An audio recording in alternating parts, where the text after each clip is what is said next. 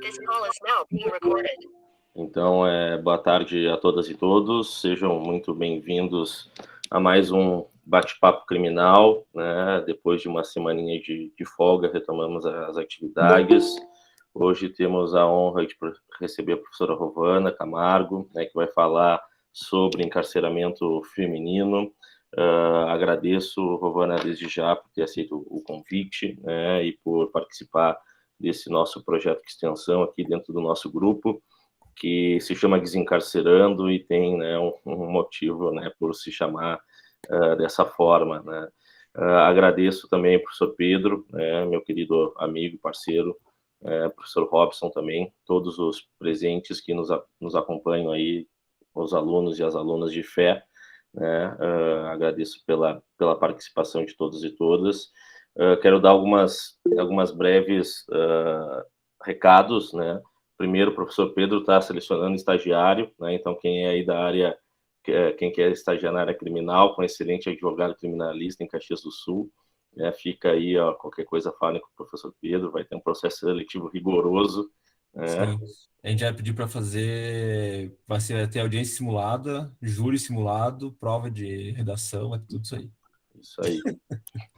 E, pessoal, a gente está organizando o terceiro Congresso de Ciências Criminais aqui da UFRGS, né? Vai acontecer nos dias 23 e 24 de novembro. Em breve teremos maiores informações, grandes nomes das ciências criminais do nosso país presentes, vários grupos de trabalho para submissão de resumos para quem quiser apresentar pesquisas científicas, tá bom? Então, Pedro, por favor. Isso aí, uma boa tarde de novo, né? Todos aí que estão participando hoje também da conversa. Uma boa tarde especial à Rovana, que aceitou o convite aí e se dispôs também a participar, que ainda nos percalços no cotidiano e dentro do carro, né? Participar da gente falar aí de um tema que está com grande, já utilizando o teu subtítulo do trabalho dos slides aí, com grande visibilidade, né, ultimamente, né? Então eu vou ter a honra também de participar e de te ajudar na apresentação dos slides. A Rovana, que de acordo aqui com quem tem doutoranda, né, em Ciências Criminais pela PUC, mestre em Ciências Humanas pela Federal da Fronteira e advogada criminalista, além de, nas horas vagas, professora. A gente não sabe se é professor e advogado, se é advogado e professor. Um pouco de tudo. Rovana, boa tarde de novo e se está com a palavra, eu vou já botar para divulgar a tua apresentação que tu pediu, né? E daí eu vou passando assim conforme tu for pedindo. Tá, joia. Bom, então muito obrigada pelo convite. É muito especial estar aqui falando, sobretudo, acerca desse tema que me é tão caro, assim, e que efetivamente eu tenho estudado nos últimos tempos. Então, parabéns pelo projeto, né, por todas as temáticas. Aí eu acompanho o Instagram, enfim, e eu vejo as temáticas bem importantes, né, e urgentes que têm sido debatidas aqui. Então, não raras vezes esses projetos de extensão que realmente falem sobre esses temas não são comuns, né? Infelizmente, normalmente os debates ficam mais restritos às questões mais de direito material mesmo, processual, né? Então, é muito importante que isso esteja dentro da faculdade, na graduação, né? Então, agradecer mais uma vez o convite, pedir desculpa aí pelo atraso inicial, né? Em função desse imprevisto aí, mas no decorrer acho que vai dar tudo certo. Bom, então, eu dou esse título para essa minha fala, porque ao longo da nossa conversa vai dar para entender o porquê que eu refiro esse tema como invisibilidade, violência e esquecimento, né? Porque o encarceramento feminino, ele é permeado por essas questões.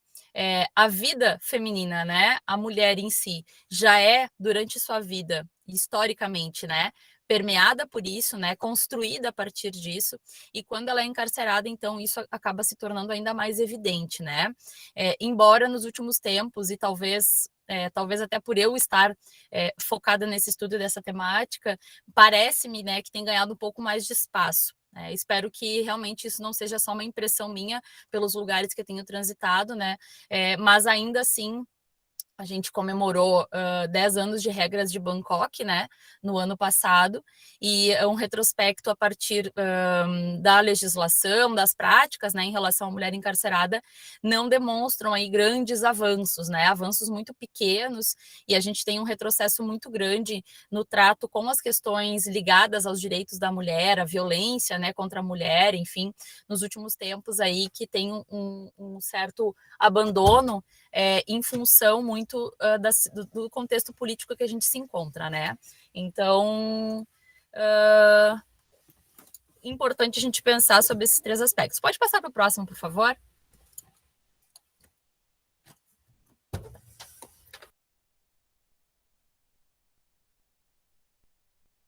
Só um minutinho, gente, só um pouquinho, só um minuto, por favor.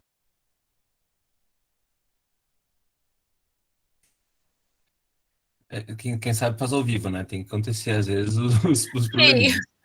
Não, é que assim, o apartamento liberou, gente. Eu acho que eu vou pedir um minutinho para você, só para eu subir, por gentileza. Vou fechar a câmera logo aqui, que daí eu consigo falar com calma. Só um minutinho, então, por gentileza, tá? Tranquilo, querido. Com certeza. Bruno, ao longo do mês a gente tem mais algumas, né, apresentações também, né? Temos. Bate-papos aqui. Temos. Deixa eu jogar aí. Tu tem ele à mão para jogar no chat? Vai pegar aqui, dois segundinhos. Semana que vem nós temos o defensor público estadual, o Mário, né, que vai falar sobre audiências virtuais, criminais e direitos fundamentais. Depois temos o delegado Rafael Saltier, que vai falar sobre a investigação criminal genética. Salvo engano, é isso. Temos ainda... Isso é o que está no link, né? Ainda não entrou os últimos... Não, temos antes do Rafael Saltier a Cláudia Barrilari, né, sobre corrupção e direitos humanos em empresa. Dia 21 de outubro, é? Isso, a Cláudia Semana que vem é sobre audiências criminais virtuais com o Mário, né? Com o Mário, é. A Cláudia de São Paulo, ela é da professora, fez doutorado na USP. Depois o Rafael Saltier, delegado e professor aqui da pós. Sim. E eu fechei aqui os 3 últimos eventos do ano, antes do nosso congresso, tá? Eu já lancei no sistema, mas ainda não entrou. Tá, são as primeiras 3 semanas de novembro ali. Isso, 4/11, fechei com o coordenador do curso da Unicinos, o Tomás Grings Machado, que vai falar sobre lavagem de dinheiro. No dia 11 de novembro, com a Dominique Goulart, vai falar sobre violências de gênero. E no dia 18/11, com a Ana Zago Moraes, que também é defensora pública da União, vai falar sobre a nova lei que trata da violência política contra a mulher. Então, daí a gente tem nossa programação desse ano. Robson, bem-vindo. Pronto, gente, agora vai. Vamos lá. Beleza, um abraço no chat aqui também o cronograma para o pessoal que está aí junto já ficar sabendo também. Tá. Vamos lá, então. Pode tocar. Tá. Bom, então retomando, né? Eu acho que é importante a gente deixar alguns conceitos aqui, assim, delineados, porque ao longo da nossa conversa eles vão aparecer várias vezes, né? Então, é importante que a gente fale sobre o que é a misoginia, sobre o que é o sexismo e o machismo, né? Porque embora eles pareçam ser a mesma coisa, eles não são, né? Então, deixa só eu abrir aqui o meu documento que ele fechou. Aqui.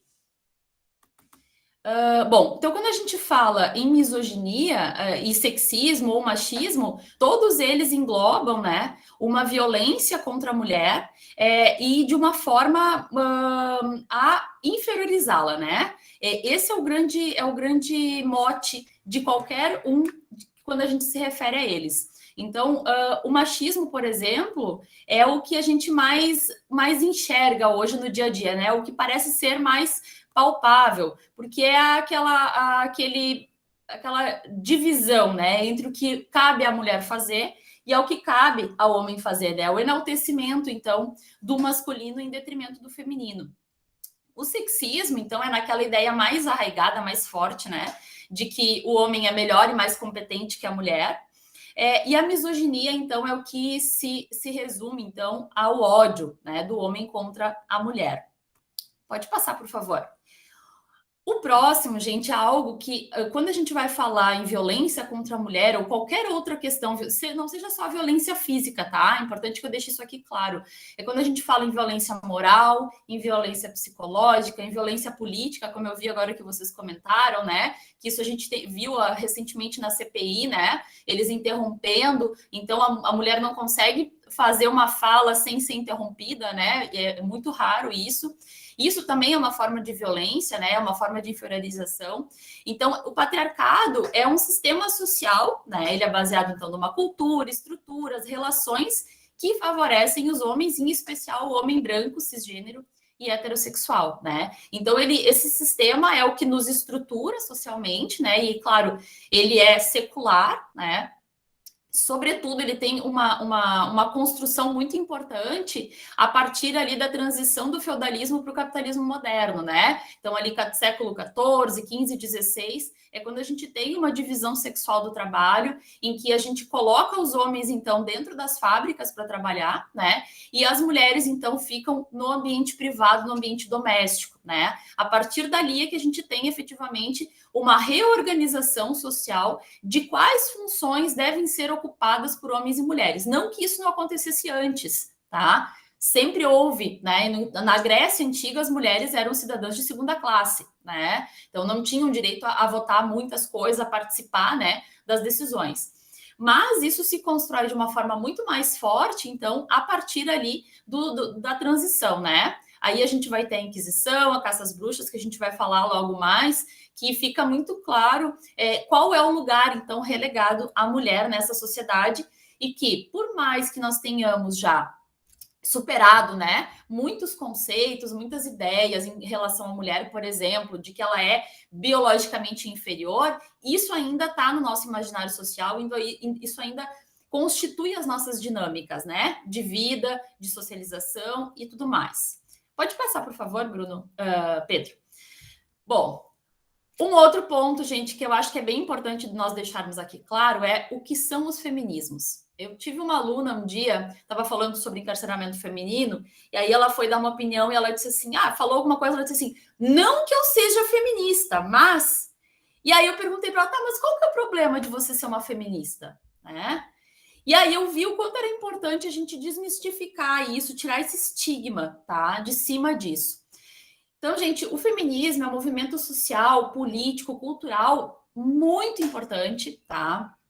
Para a sociedade em geral, sobretudo na conquista de direitos, e não só de direitos das mulheres, mas também nos direitos de outros grupos minorizados, né? Então, os portadores de deficiência, indígenas, quaisquer outras pessoas que precisam de visibilidade, né? Sobretudo o feminismo negro, que trabalha com a ideia de interseccionalidade, do quanto a gente precisa pensar sobre racismo, sobre questões de classe, sobre questões territoriais, né? Então, não só naquele feminismo universal de mulher branca, né? Porque a gente tem essa ideia de quem que vem à nossa mente quando a gente fala em feminismo? Aquelas mulheres que queimaram os sutiãs, né? Aquela mulher branca que quer sair para trabalhar, que quer ter direito de trabalhar fora, que não precisa ter autorização do marido.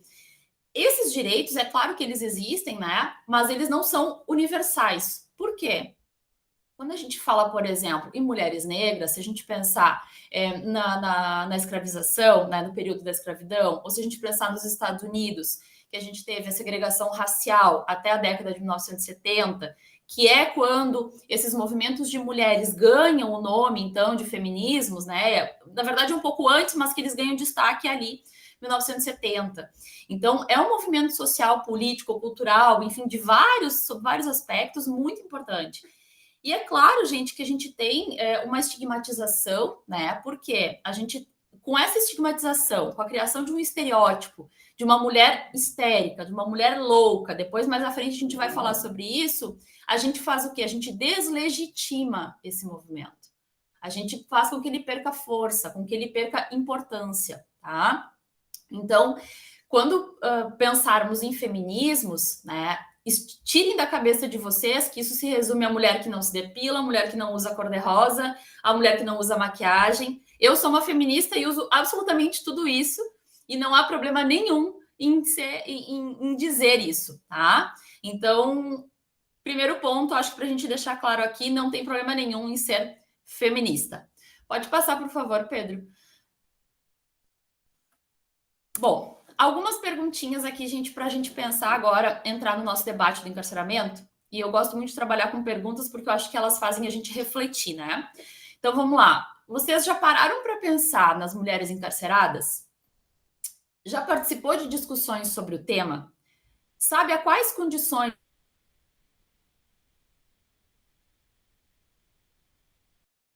Porque eu sempre lidei com questões de encarceramento, né? Sempre foi algo assim que eu gostei de estudar, mas eu nunca foquei, nunca parei para estudar mulheres, o encarceramento feminino, né? O encarceramento sempre é sobre o homem, é sobre o masculino, né? Ele foi criado para o masculino, né? A mulher nunca foi vista como alguém criminoso, sempre foi vista como alguém patologizado, doente, né? Que comete crimes. A gente vai falar sobre isso também.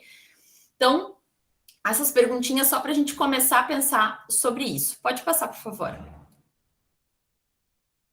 Bom, então, mais uma pergunta aqui para a gente pensar. Por que prisão, punição, superencarceramento interessa às mulheres, prioritariamente às mulheres negras? Bom, gente, para a gente falar em encarceramento no Brasil, pode passar, Pedro, por favor?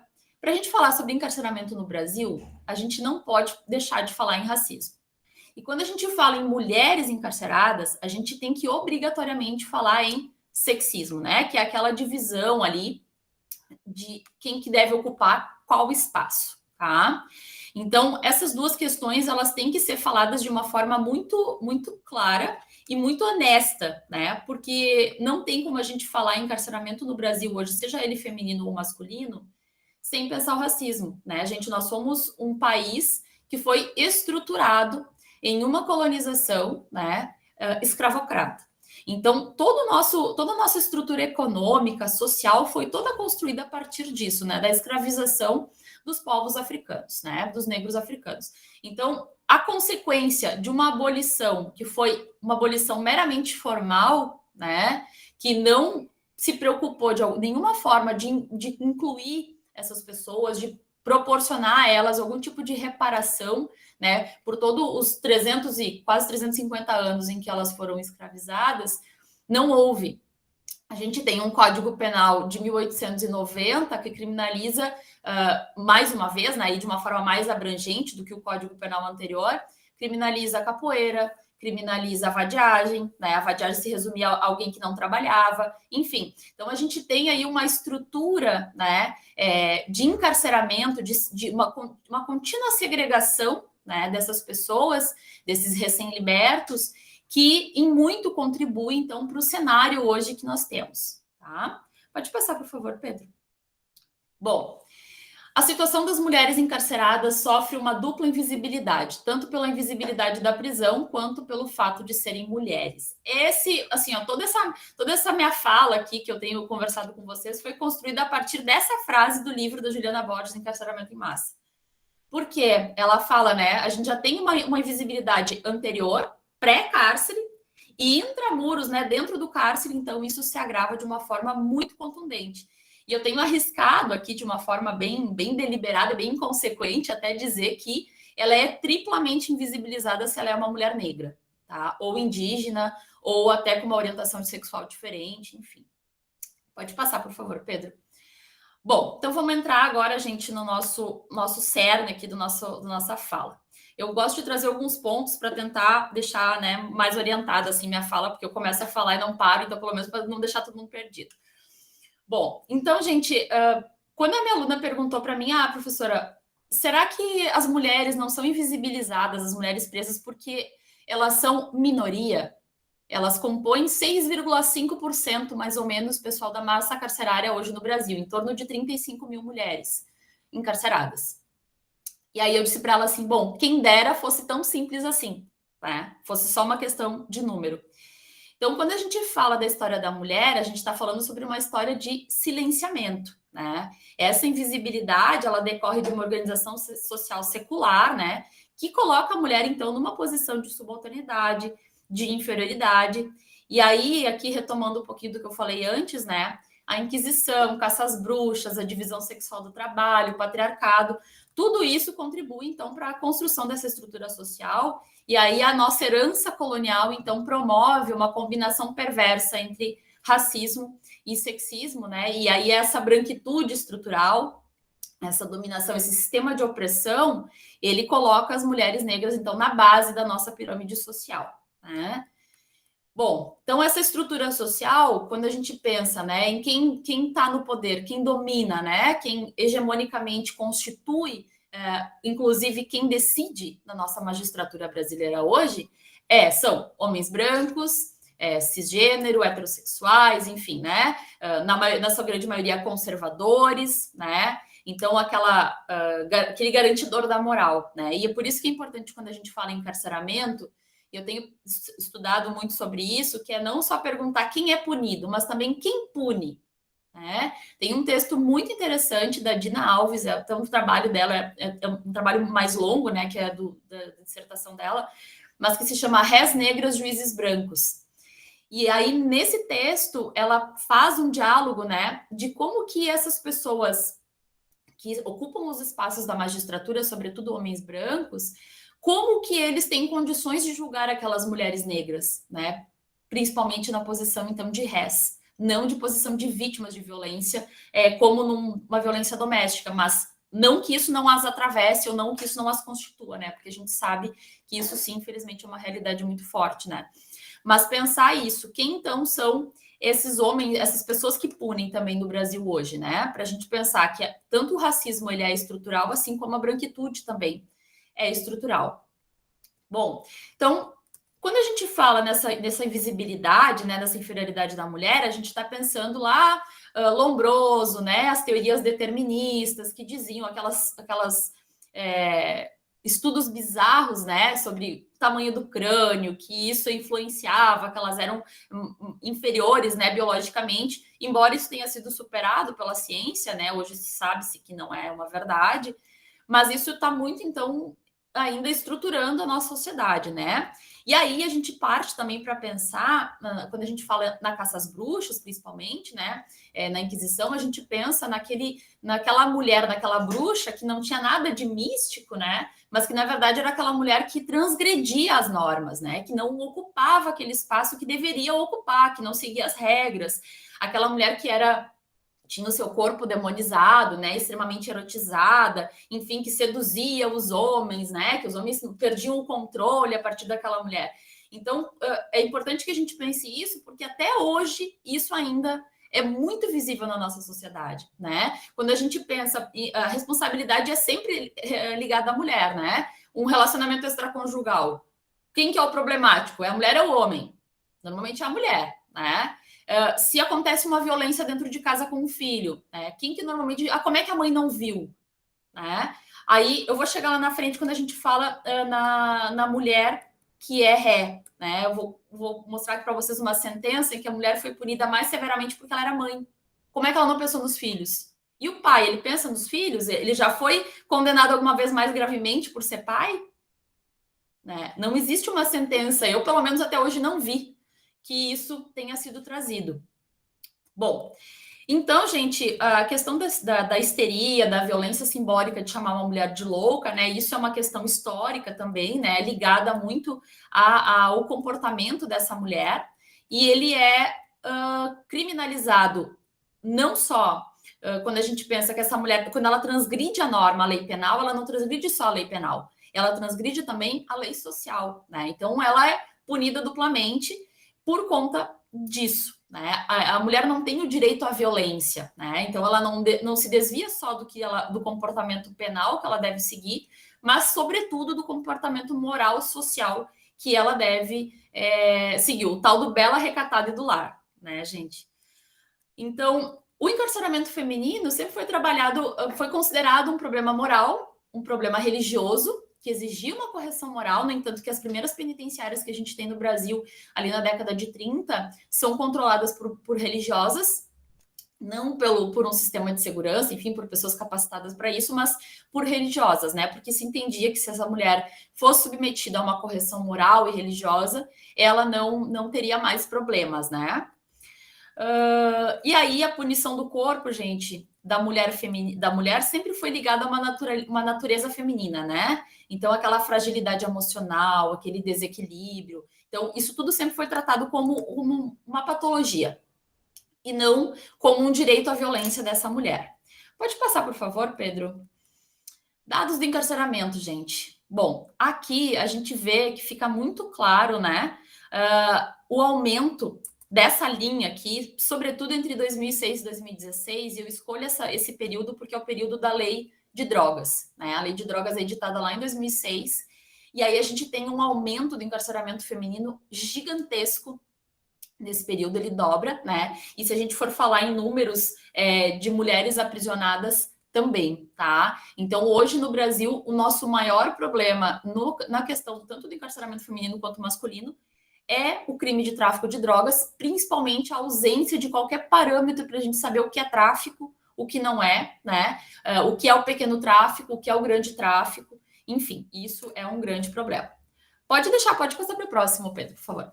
Aqui, gente, então é a composição da massa carcerária feminina no Brasil, né? A gente tem 63% de mulheres negras, e aqui entram negras e pardas, né? O parda é um conceito criado pelo IBGE, é um limbo, né? Que é aquela pessoa que não se declara branca e não se declara negra. Mas, segundo os estudiosos e várias pessoas que estudam isso, o correto é a gente falar pessoas negras de pele clara, né? Então, ou negro mais escuro, negro retinto, ou negro de pele clara. Mas o IBGE criou essa categoria, então, somando, né, quem se autodeclara negro ou pardo, a gente tem esse percentual aqui.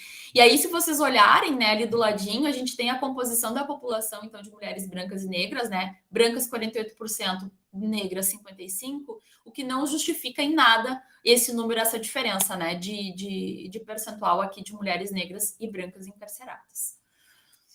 Bom, pode passar. O perfil, então, gente, dessa mulher privada de liberdade, ela é a grande maioria com ensino fundamental incompleto, né? Então, é uma baixa escolaridade, são mulheres principalmente jovens, de entre 21 e 29 anos, negras, com baixa escolaridade, né? Normalmente mães solteiras, né? Sem uma família estruturada ali com o pai. Esse é o grande alvo hoje do sistema de justiça criminal brasileiro no que concerne ao encarceramento feminino. No próximo, então, por favor, Pedro, a gente tem aqui o estado civil, né, das grandes, da maioria, e aqui é importante que se diga, né, que a mulher encarcerada, ela é abandonada, normalmente, né, pela família, pelo companheiro, ou o companheiro às vezes está preso, né, ou se está solto, ele abandona essa mulher, e isso não sou eu que estou dizendo. Há vários livros que relatam isso, os próprios agentes policiais penais relatam isso, né, que trabalhar em presídio feminino é muito tranquilo porque quase não tem visita. Então, isso é um fator bem determinante nesse encarceramento feminino. Próximo, por favor, Pedro. Tipo penal, então, eu já tinha dado um spoiler aqui para vocês, né? Que a grande maior parte aqui é tráfico, depois é o roubo e outros tipos, mas o nosso carro-chefe, então, é o tráfico, infelizmente. Pode passar. Aqui, gente, a questão da estrutura, tá? Do presídio, das penitenciárias no Brasil, então. A grande maioria é masculina, claro, a gente sabe que a população carcerária masculina é muito maior, né? Mas a gente tem, então, misto 18% e feminino, dedicado ao feminino, somente 7%. E aí, no próximo, a gente vai ver que, embora a gente tenha só muitas aspas aqui, né? 35 mil mulheres encarceradas, mais ou menos, no Brasil, a taxa de ocupação, então, é de 156%, ou seja, no espaço destinado a 10 mulheres, encontram-se custodiadas 16, tá? Então, o grande problema, inclusive, é que, primeiro, esses espaços são construídos para o masculino, né?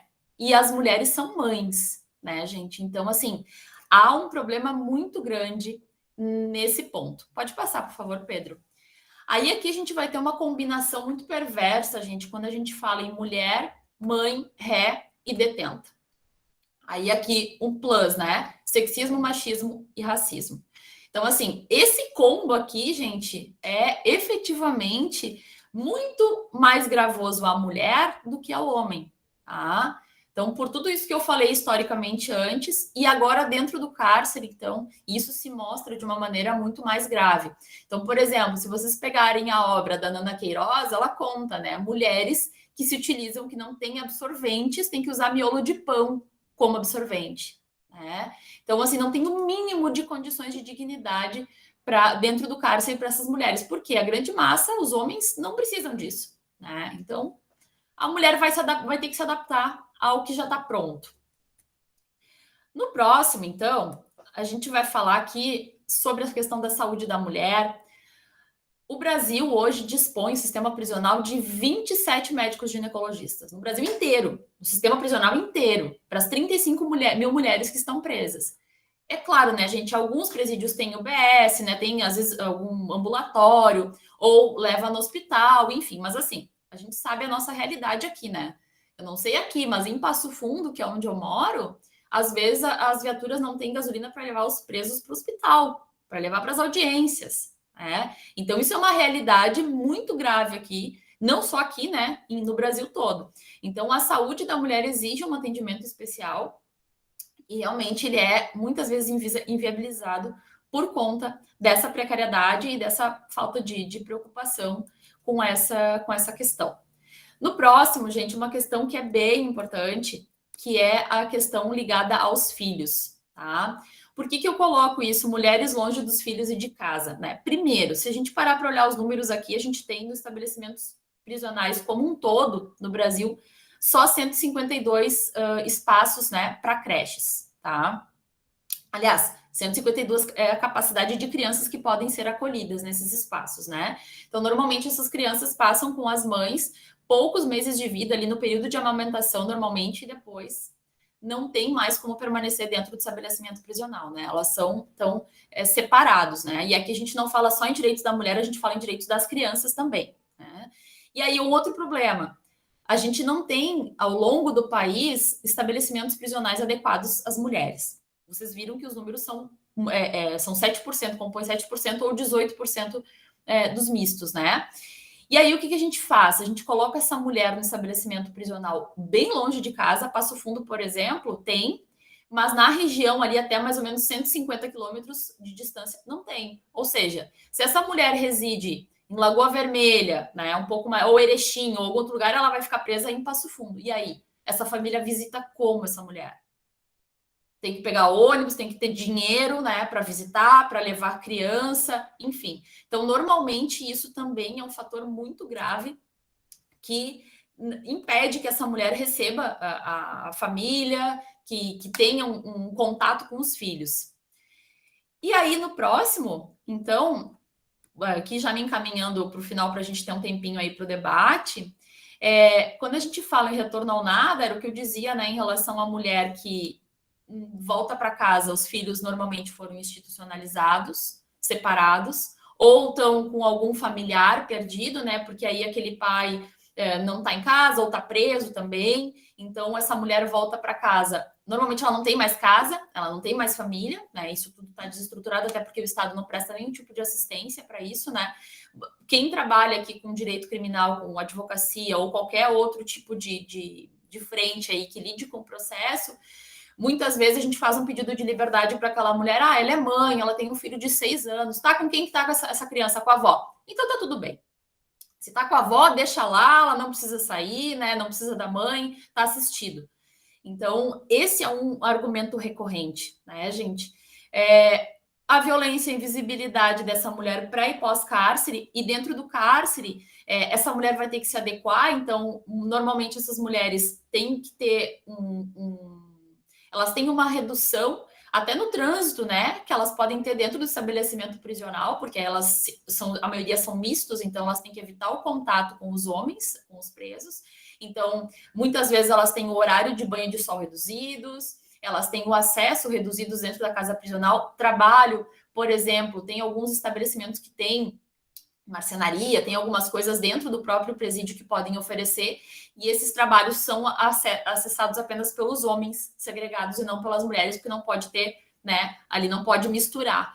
Então, em relação ao trabalho, outra questão importante para dizer, né, a diferença no trabalho no tipo de trabalho dado às mulheres normalmente brancas e negras é diferente, tá? Porque a gente vem daquela estrutura, daquela consciência de que as pessoas negras têm mais força, de que obrigatoriamente elas sentem menos dor, e que elas têm menos qualificação para determinados trabalhos, tá? Então, um livro bem interessante para quem quiser ler, a Carla Cotirene tem um livro, Ó Pai Prezada, em que ela traz isso de uma forma muito forte, inclusive em relação ao racismo religioso também, tá? É bem interessante porque ela analisa o presídio lá de Salvador em relação a isso. E para resumir, né, para finalizar aqui, essa questão da sentença que eu falei para vocês antes, essa mulher, uma mulher e um homem foram presos, tá, gente? Isso tem um artigo que foi escrito por uma defensora pública de Salvador. Um homem e uma mulher foram presos no aeroporto, com diferença de alguns dias, né, com cocaína, tentando levar essa cocaína para, acho que era para Portugal, enfim, para o exterior. Essa mulher foi presa com 900 e poucas gramas de cocaína, o homem, claro, separados, não tinham relação nenhuma, né? O homem com o dobro, quase 1.900, 1.800 gramas, mais ou menos. E aí o processo se desenrola na mesma vara, com o mesmo juiz, e aí a sentença tem uma diferença de 15 dias entre as duas.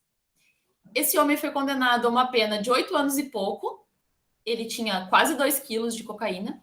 Essa mulher foi condenada a uma pena de 12 anos e pouco, 4 anos de diferença. Ela tinha metade da cocaína que ele tinha. Mas ao longo da sentença, foram referidas 14 vezes o fato dela ser mãe, dela não ter pensado nos filhos quando ela cometeu o crime. O homem era pai de 2 crianças também. E aí, lá na parte da dosimetria, né? Então, ela recebeu um aumento de pena porque ela era mãe e ela não pensou nos filhos. Então, só para contextualizar aqui com vocês o quanto isso é relevante, o quanto isso a gente precisa pensar, e eu fiz uma fala nesse sentido esses dias num evento do Mato Grosso, e os debatedores eram juízes, gente. Eles, acho que a sorte deles foi que caiu a luz e o sistema caiu e não deu tempo deles falarem, porque eu acho que eu já devo ser persona não grata lá, né? Porque, assim, realmente... É algo doloroso da gente ouvir, né? Da gente saber que a gente faz isso mesmo. Eu estou dizendo que isso é proposital, mas isso é estrutural e a gente tem que ter atenção a isso, porque a gente só vai romper com esses ciclos, né? Com essa perpetuação dessa violência, dessa invisibilidade, se a gente reconhecer a diferença. Pode passar para o último, por favor, Pedro, o próximo e último. E é isso, gente. Para a gente pensar o encarceramento feminino, como que a gente vai reestruturar isso? Como a gente vai reorganizar isso? É a gente reconhecendo que a mulher tem especificidades, que a gente vive, a gente é estruturado no machismo, no patriarcado, né, no sexismo, e como que a gente vai romper essa lógica? Não pensando só em quem é punido, mas pensando em quem pune. Como que a gente pune? Como que nós, atores de processo penal, advogados, promotores, né, juízes, como que a gente lida com isso? Se a gente parar para pensar, a gente teve o reconhecimento da inconstitucionalidade da legítima defesa da honra ontem. Então, assim, isso é um avanço, evidentemente que e por isso que ele foi muito comemorado, né? Mas, a par disso, tem muita coisa que a gente precisa repensar, né? Quando a gente fala em uma mulher ré de um processo, quando a gente fala em maternidade, quando a gente fala em encarceramento. Então... eu acho que era isso que eu tinha para compartilhar aqui com vocês. Mais uma vez, eu agradeço o espaço, né? E parabenizo vocês pelos debates aí tão necessários. E me coloco aí à disposição, caso vocês queiram que eu explique mais alguma coisa, enfim, comente. Muito obrigado, professora Rovana, pela excelente exposição. Desde já, aviso aí todos os que estão nos assistindo, quem tiver algum questionamento para a professora, fique bem à vontade para postar no chat, ou então levantar a mão e fazer o seu questionamento, a sua pergunta, né? Eu, antes de fazer a minha consideração, vou passar a palavra ao professor Robson, né, tecer as suas considerações, mas agradeço novamente a Rovana aí pela fala. Bruno, um abraço para ti. Pedro, você se saiu muito bem aí nos slides, parabéns. Rovana. Obrigado, uma graduação muito bem feita. Muito bem feita, sem dúvida, foi uma parte importante aí da apresentação da professora Rovana. agradecendo aos nossos alunos que estão sempre participando conosco, é sempre o motivo dessa continuidade do projeto. E para a Prof. Rovana, mais uma vez, muito obrigado por esse compartilhamento, é sempre muito importante. Eu fui confabulando assim, várias, né, ideias aqui, mas uma me parece que acaba sempre sendo, para mim, muito recorrente. Parece que é muito fácil colocar a culpa na mulher, né? Ou seja, numa relação de conflito, numa relação de violência. Eu lembro muito, Rovana, daquela série Verônica, em que havia todo aquele contexto de ultraviolência ali, enfim, e era muito marcante, né, aquela simbologia de que a culpa era sempre da mulher. É porque ela não conseguia ser mãe, ou é porque, de repente, ela perdeu o filho. Tudo que dava errado, a culpa é da mulher. E me parece que isso também é um tanto cultural na sociedade. E essa vulnerabilidade também que atinge muitas meninas, né? Porque hoje, nesse horário, por exemplo, tem várias meninas se prostituindo aí em beira de rodovia, né? Se drogando.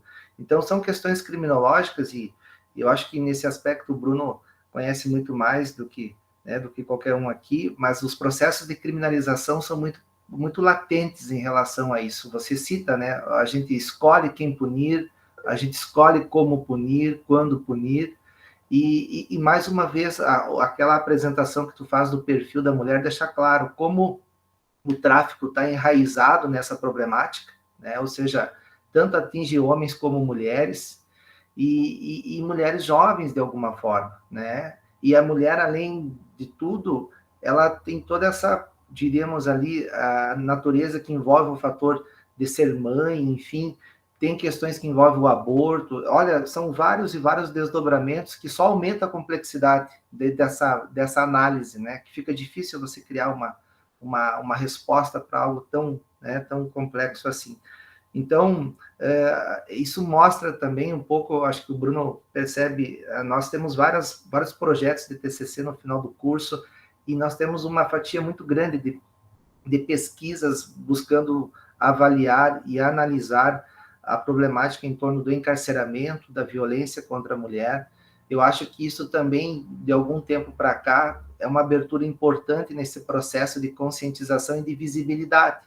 Então, acho que essa tua fala, prof, vem muito nesse sentido de auxiliar. Eu acho que o pessoal que está aqui, com certeza, acaba despertando ainda mais esse senso crítico para essa análise. Então, de coração, muito obrigado, tá? Bruno, segue daí. Acho que temos algumas perguntas aí, tá, prof? Um abraço.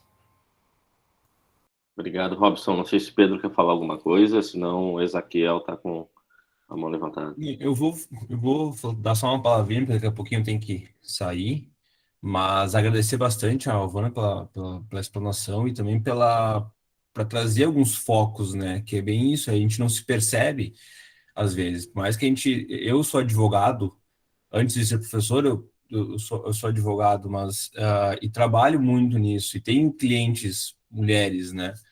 E que estão presas por tráfico de drogas e coisas. Então, quando tu ia falando, eu ia lembrando de alguns casos. Eu tive uma situação em que uma cliente ela foi denunciada em Farroupilha. Deu meses depois, o juiz da vara da infância e juventude já estava tirando os filhos dela, sabe? Já estava mandando para o abrigo. E ela tinha família para quem ficar, mas ele já estava retirando isso. Eu tenho uma situação lá do Paraná. A mãe foi denunciada por abuso das filhas, por ter compactuado, porque em tese ela deveria saber, deveria ter conhecimento que o padrasto fazia isso, que o namorado dela fazia, então ela também estava sendo denunciada por ser mãe, né? Então são coisas que a gente vai vendo e que choca, né? E daí resulta, né, nisso que tu nos trouxe.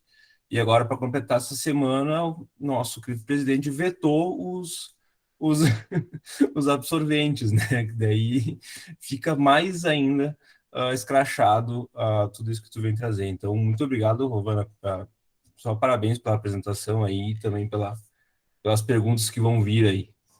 E um abraço para Passo Fundo. Eu tenho um carinho muito grande. Eu vi que tu também trabalhou, ou não sei se ainda trabalha na Faculdade João Paulo, Rovana. Sim, sim, ainda trabalho. Uhum. Eu passei por lá também, eu acho que foi em 2014, então deixei muitos amigos aí em Passo Fundo.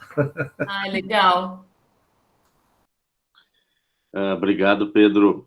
Se o Ezaquiel quiser ligar o microfone e fazer a sua ponderação agora. Opa, boa tarde, boa noite, na verdade, aqui ainda é tarde. Deixa eu só fazer uma intervenção aqui, eu não poderia deixar de perguntar para a Rovana. Tu citaste aí o texto de Dina Alves. Eu li no mês de março e ela fala, inclusive, sobre o roubo das identidades da mulher encarcerada, quando ela faz uma entrevista. Me fugiu da memória agora o nome da pessoa. Tu poderia falar um pouquinho, rapidinho, de maneira muito simples, sobre esse roubo de identidade das mulheres encarceradas, tendo em vista que elas são esquecidas dentro do cárcere, né?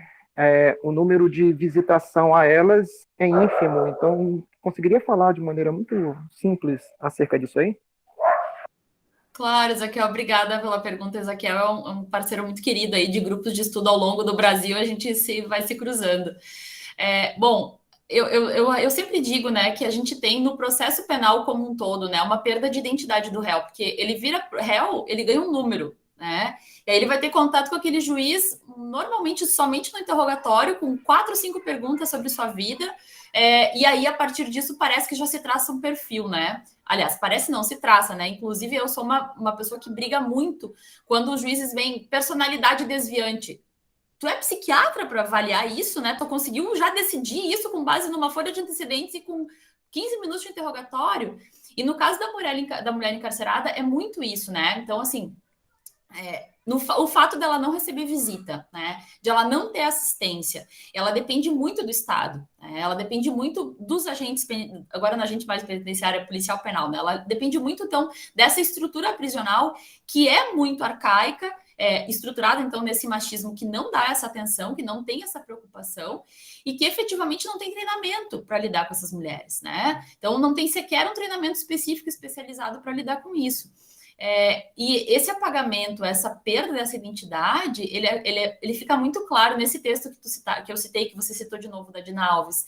E no texto, esse que eu falei do livro da Carla Cotirene, ela traz isso de uma forma muito clara, né? De como essas mulheres, dentro do cárcere, elas não sabem mais quem elas são, elas não se reconhecem mais. E quando elas saem, então, que elas retornam para esse nada, que elas efetivamente não têm ela perde a identidade que ela tinha antes, quando ela sai, ela tem que se reconstruir completamente. Não só enquanto família, mas a sua própria subjetividade, né? Porque aí ela já tem o estigma, então, de uma ex-detenta. Então, isso se agrava de uma forma muito significante. Temos outra pergunta aqui. Muito obrigado. Obrigada, Ezaquiel. Obrigado, Ezaquiel. Temos uma pergunta aqui do Fernando no chat, que diz, pergunta se a Covid-19 de alguma maneira impactou, acentuou a desigualdade no tratamento carcerário entre homens e mulheres.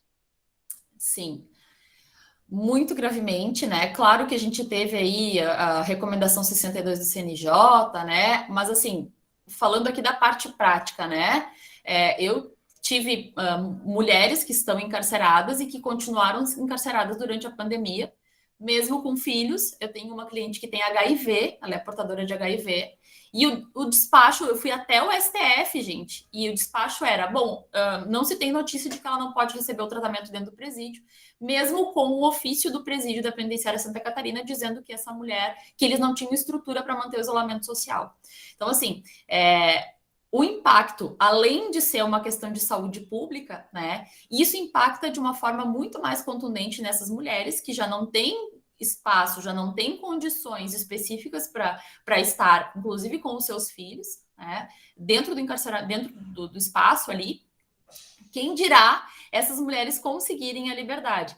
Embora a gente tenha lá o habeas coletivo, né, de São Paulo, que decidiu que essas mulheres, né, com crianças, com filhos menores de 12 anos, enfim, tem que ter um olhar especial para a condição delas, com a recomendação 62 do CNJ.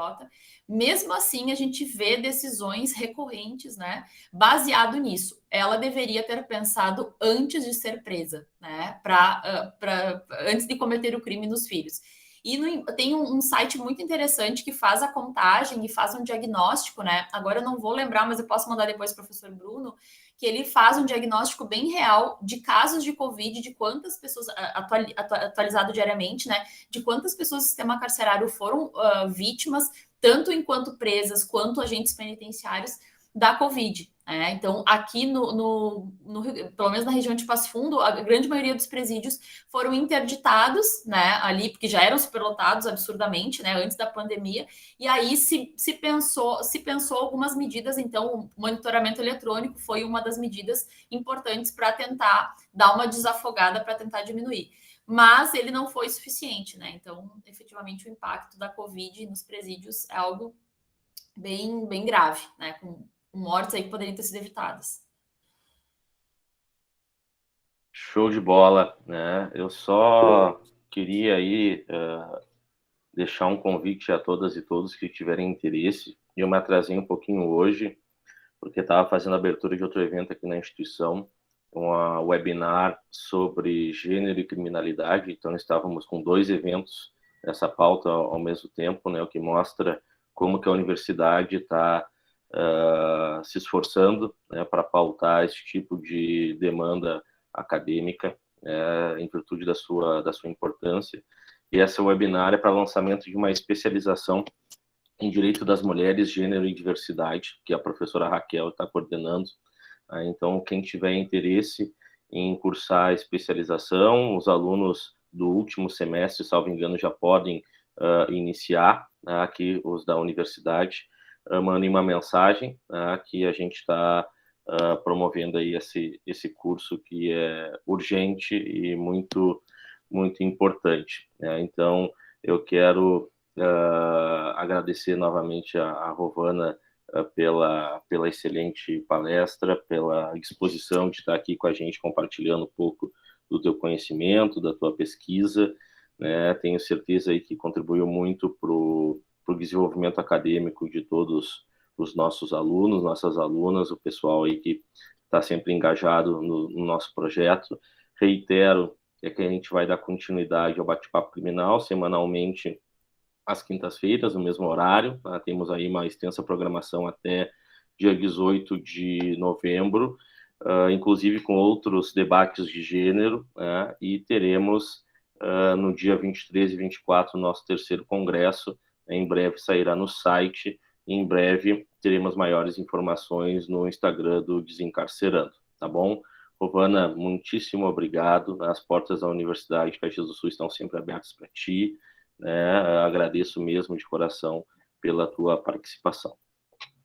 Eu que agradeço, Bruno. Mais uma vez, obrigada. Eu não agradeci o Pedro pelos slides. Muito obrigada, Pedro. Realmente foi muito eficiente. Tá, craque, já melhor que o MPF, como diz o Bruno. Então, assim, agradecer quem esteve aí, quem já teve que sair, enfim, compromisso. Realmente foi um prazer. E parabéns mais uma vez pelo projeto e por se valerem, então, desses debates aí que realmente são muito importantes. E estou à disposição sempre aí, é só dar um grito que a gente vai dando jeito. Mais uma vez, desculpem pelo atraso inicial, gente, mas foi um imprevisto realmente, imprevisto de verdade. Então, agradeço. Agora que eu vi que estava fechada a câmera aqui, desculpa. Capaz. Então, muito obrigada, gente. Obrigado, Rovana. Obrigado, Pedro. Obrigado. Muito bom. Valeu, Bruno. Pedro, tudo Obrigadão. de bom. Até a semana que vem. Até quinta.